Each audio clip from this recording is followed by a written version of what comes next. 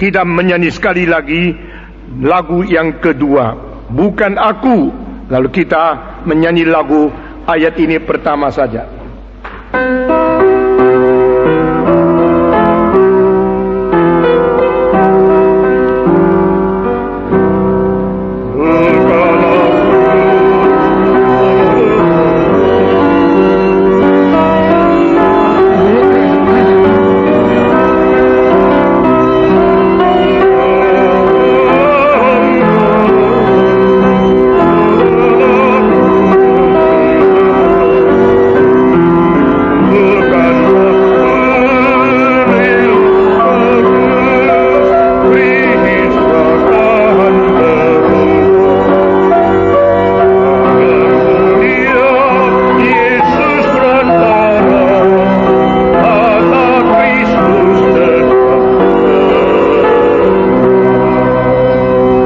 Saudara-saudara, minggu yang lalu kita telah membicarakan tentang yang ada pada sendiri. Itulah Tuhan. Allah itu adalah Allah yang self-sufficient, self-existing, self-eternal. Allah itu adalah Allah yang self-immortal. Satu-satunya yang ada pada diri, yang tidak pernah melalui sesuatu proses baru menjadi ada. Dia adalah yang mutlak itu sendiri.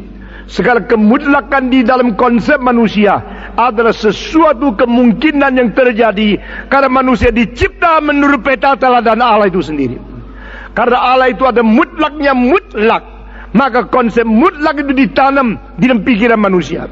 Karena Allah itu yang adalah berada pada kekal pada diri dan berada sampai selama-lamanya tidak berhenti, maka konsep kekal itu ditanam di dalam konsep manusia.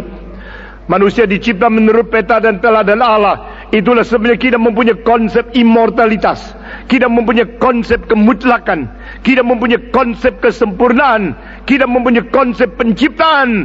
Kita mempunyai konsep hidup yang tidak berhingga.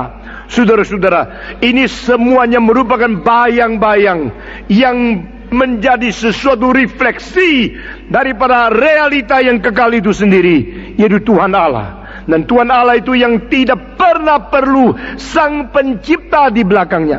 Tuhan Allah yang tidak perlu sesuatu penyebab di bawahnya, tidak perlu serfondasi di bawahnya. Dia adalah yang berada pada diri dan berada untuk selama-lamanya.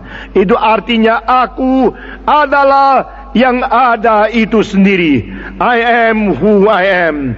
Tetapi siapa yang mengerti dia kecuali dia yang menyatakan diri. The revelation of God about himself is the only possibility that man can know God. Allah tidak mungkin dimengerti oleh siapapun kecuali Allah rela menyatakan diri kepada siapa yang dia rela menyatakan. Kepada siapa yang rela dia memberikan anugerah, kepada siapa yang dia memberikan kemurahan, barulah orang itu memperoleh kemurahan, memperoleh anugerah, dan memperoleh pengertian tentang wahyu yang diberikan oleh Tuhan Allah itu sendiri.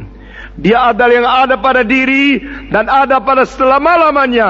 Nah, ini menjadi konsep di dalam orang yang mempunyai peta teladan Allah. Tetapi konsep itu tetap tinggal, adalah konsep, bukan realita. Itu semua membicarakan tentang Tuhan dari semua agama. Itu merupakan semacam pengertian melalui konsep yang ditanam, tetapi bukan pengertian melalui wahyu yang diberikan. Saudara-saudara sekalian, agama yang berani mengumumkan bahwa mereka telah menerima wahyu, itu kira-kira ada 3 yang besar dan ada 1 yang agak kecil. Pertama adalah agama Yahudi, kedua adalah agama Kristen, ketiga adalah agama Islam. Ketiga-tiganya ini berani mengumumkan mereka telah menerima wahyu dari Tuhan. Tetapi satu lagi, yaitu Zoroasterisme daripada Persia yang kuno. Dia juga mengatakan Zoroaster atau Zaradustra. Dia mendapatkan wahyu di dalam gunung melalui seorang dewa yang namanya Ahura Mazda. Nah, saudara-saudara, itu sama sekali tidak berkait dengan ketiga agama yang saya sebut tadi, yaitu Judaisme, Christianity, and Muslim atau Islam. Saudara-saudara, ketiga agama yang klaim mendapatkan wahyu, mereka mengatakan mereka mendapatkan wahyu dari Allah yang Maha Esa. Mereka mendapatkan wahyu dari Allah yang dipercaya oleh Ibrahim. Mereka mendapat wahyu dari Allah yang adalah Maha Kuasa, Maha Tahu, Maha Bijak, dan adalah kebenaran. Nah, saudara-saudara, ketiga agama ini hanyalah melalui perjanjian lama dan perjanjian baru.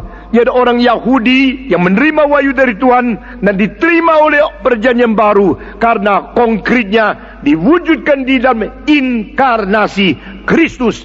Mengenal Allah itu adalah Allah yang berada dari kekal sampai kekal, yaitu melalui jawaban Tuhan kepada Musa waktu ditanya di dalam surat Keluaran pasal ketiga, siapakah engkau?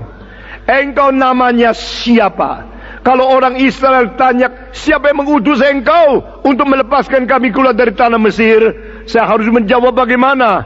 Maka Tuhan berkata, beritahukan mereka, yang mengutus engkau adalah aku, yang adalah aku sendiri.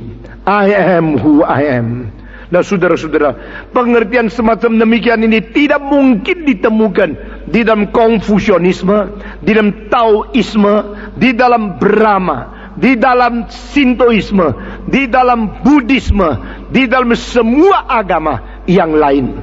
Semua agama, apalagi agama yang tidak berani klaim mendapatkan wahyu dari Tuhan, mereka hanya bisa tebak, mereka hanya bisa imagine, mereka hanya spekulasi daripada otak yang dicipta oleh Tuhan tentang siapa itu Tuhan. Saudara-saudara, dan teologi atau doktrin mengenai ketuhanan yang dipaparkan oleh semua agama yang lain adalah kacau balau atau samar-samar, simpang siur, dan tidak bertanggung jawab.